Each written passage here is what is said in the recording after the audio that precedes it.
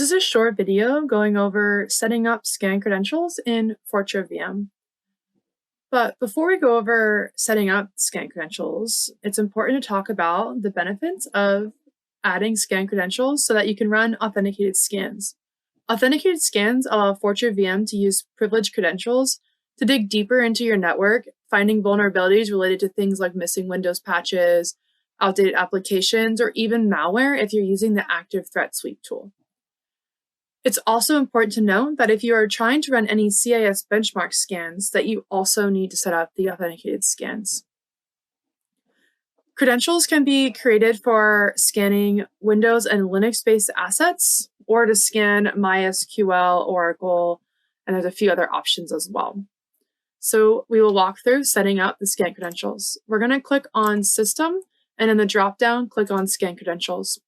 From here, we'll see all of the existing scan credentials that we have. And on the top right, we can click Add Credential to add new ones. We can put in an alias, which is like a nickname for the credentials.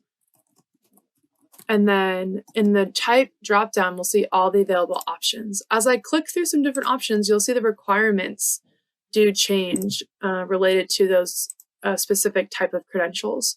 Once you add in all the requirements, at the bottom, there's a scoped option. If you click on scoped, you'll see that you can scope the credentials by IP or IP ranges, by DNS names, or if you do any Windows credentials, you can also do it by NetBIOS name as well.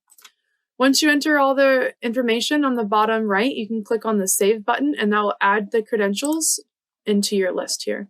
You can easily click on any of these scan credentials and edit them at any time. It's important to note that there's also a test credential option here. So once you add the credentials, before you run a scan using the credentials, you can test them to make sure that they work properly.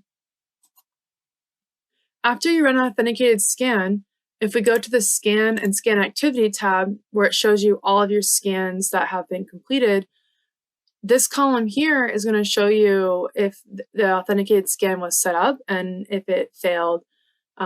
So you can see that in the yellow here. Thanks for joining.